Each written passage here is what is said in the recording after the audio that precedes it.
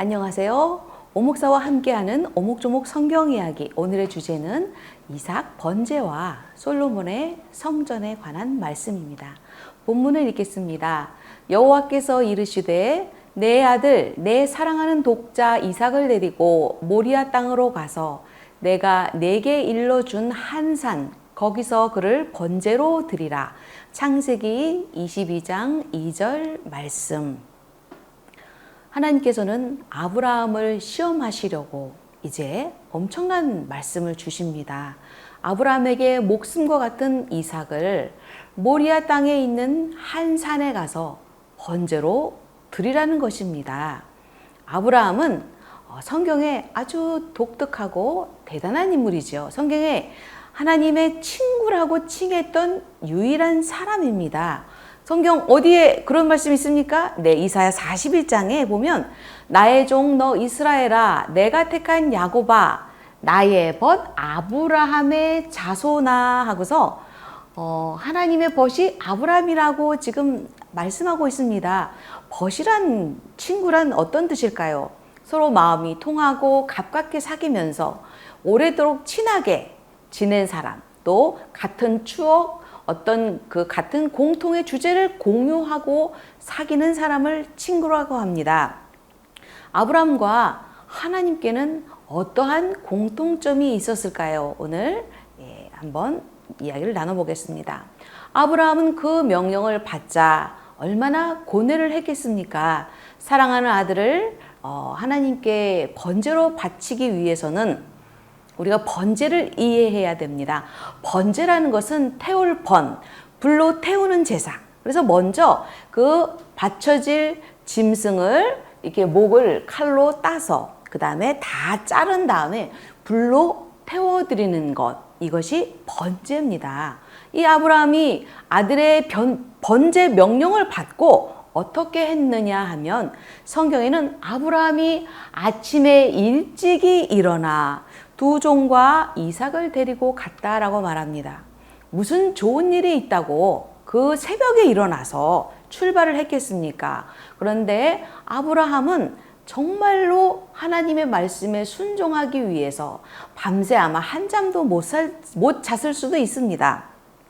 그 새벽에 일찍이 일어나서 이제 종과 이삭을 데리고 나귀의 안장을 지우고 그리고 출발합니다. 성경에는 이 아브라함이 살던 곳이 부엘세바인데 그 모리아 산이라는 곳은 오늘날의 예루살렘입니다. 예루살렘까지는 거리가 3일 길이라고 합니다.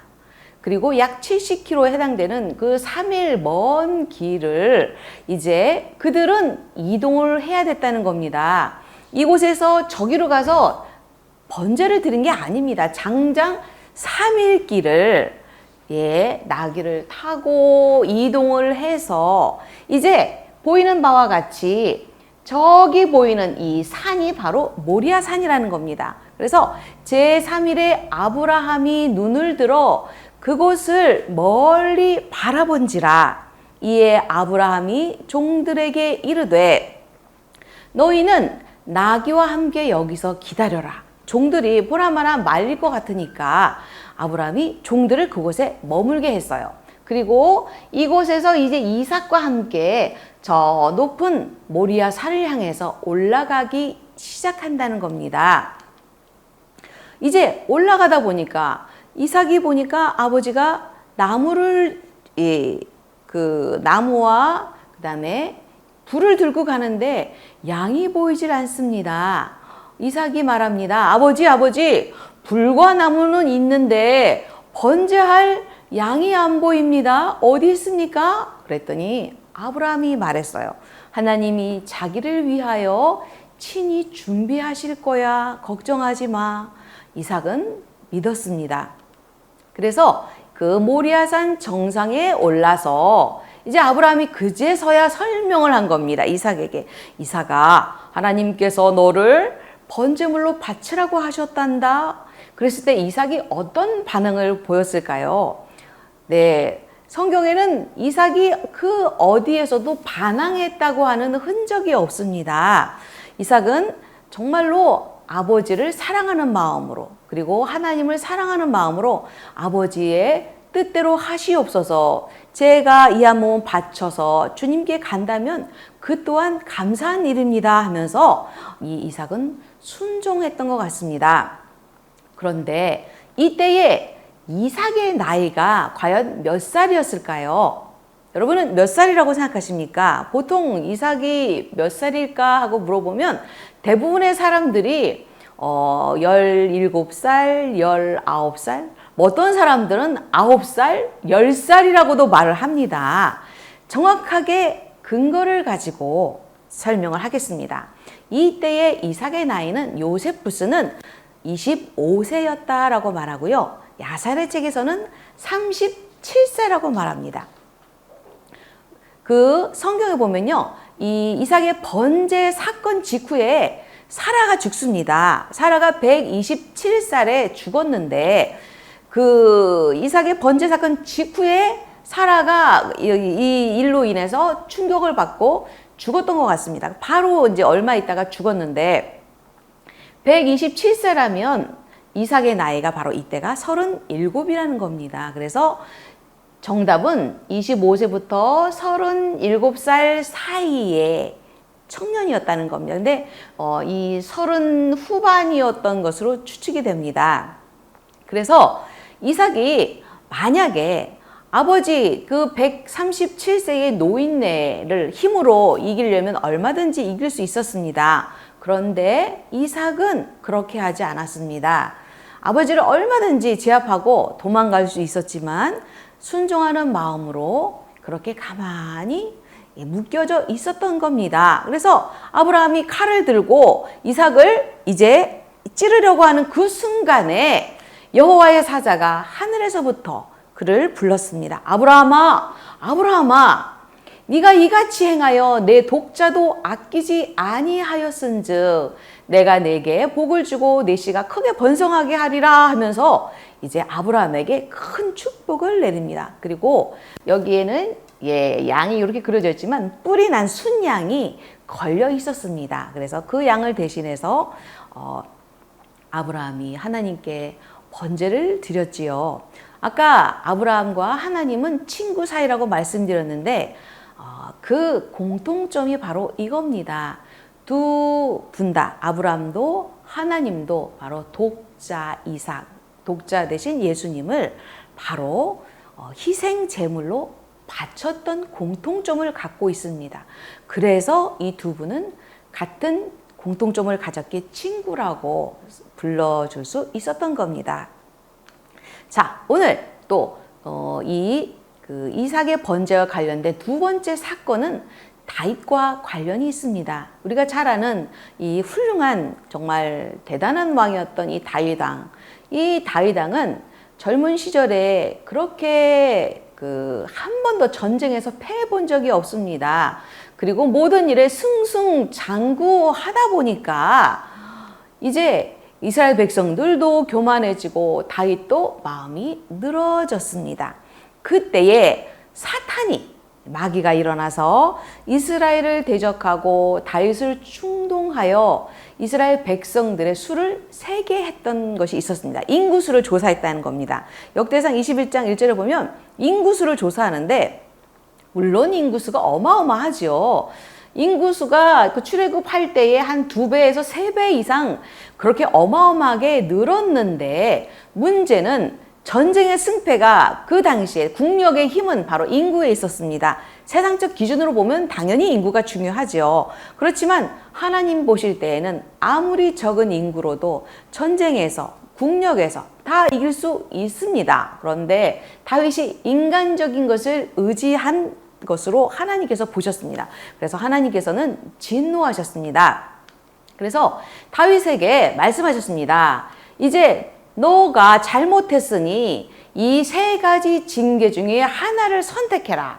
첫 번째가 7년 동안 비가 안 내리는 기근이 있는 것. 두 번째는 3달 동안 적에게 쫓겨다니는 것. 세 번째는 3일 동안 전염병, 온욕 이런 것들로 이렇게 코로나19 같은 그런 질병이 도는 것. 이 중에 선택해라 라고 하셨습니다. 다윗은 본인도 잘못했고 이스라엘 백성들도 잘못했는데 어떤 것을 선택할까 고민하다가 바로 3번 3일간의 전염병을 선택합니다. 그리고 말하기를 내가 주님께 모든 것을 의탁하겠다. 내가 이 세 가지 중에서 가장 주님께 맡길 수 있는 것. 그래서 이제 3일 동안의 전염병이 돌기 시작했는데 순식간에 죽은 자가 7만 명이나 되었습니다. 그랬을 때 성경에는 여호와 하나님께서 후회하셨더라라는 말씀이 나옵니다. 그리고 백성을 멸하는 천사에게 이르시되 천사야 족하다 이제는 내 손을 거두어라 라고 말하고 계십니다. 그런데 여호와의 사자가 여부스 사람 아라우나의 타작마당 곁에 있는지라. 바로 이 타작마당이라는 것은 그 곡식을 추수하고 이게 까부를 때에 가장 높은 곳에 바람이 많은 부는 높은 곳에서 곡식을 탈곡합니다. 그래서 보통 때는 이렇게 비어 있다가 이제 추수 때에만 사용하는 이게 넓은 높은 곳에 넓은 마당이 있었는데 이곳에 하나님의 천사가 서 있었다는 겁니다. 이게 지금 여러분 여기 보이는 이 그림이 다윗 성입니다. 다윗의 이곳이 다윗 성이고 여기 사람들이 그 이 성 안에서 모여 있는 곳이고 바로 이곳이 바로 오늘날 예루살렘입니다. 예루살렘에 뒤에 이렇게 언덕이 있어서 높은 언덕에서 이곳이 타작마당이었는데 여호와의 사자가 칼을 빼들고 거기 서 있는 걸 본 거예요. 그랬더니 갓이라고 하는 선지자가 다윗에게 말합니다.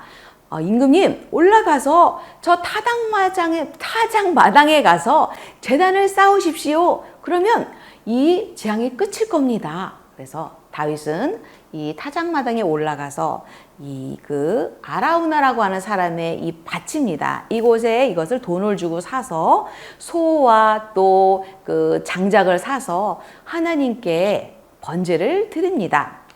아라우나가 믿음이 좋은 사람이에요. 그래서 아라우나는 임금님 제가 이거 그냥 드릴게요. 여기서 그냥 제사를 드리세요. 그랬더니 다윗이 말합니다. 내가 값을 주고 내게서 살이라. 값 없이는 여호와께 번제를 드리지 아니하리라 하고 다윗이 은 50세겔로 타작마당과 소를 사고 번제와 화목제를 드렸더니 재앙이 끝쳤더라. 네, 정말로 신기하게 그렇게 하루에 몇만 명이 막 죽어가던 그 질병이 이 번제와 화목제를 드리는 순간 순식간에 재앙이 그쳤다는 겁니다. 이 사건 이후에 다윗은 죽을 때에 아들 솔로몬에게 유언을 남깁니다. 뭐라고 유언을 남기냐면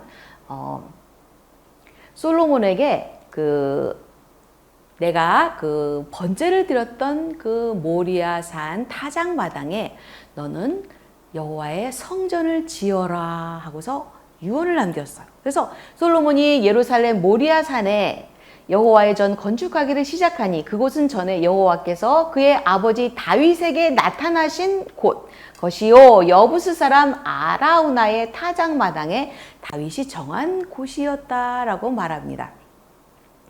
그래서 바로 이렇게 솔로몬이 성전을 지었지요. 바로 이삭을 바쳤던 그 희생제사 바위에 이 솔로몬의 성전이 지어졌던 겁니다.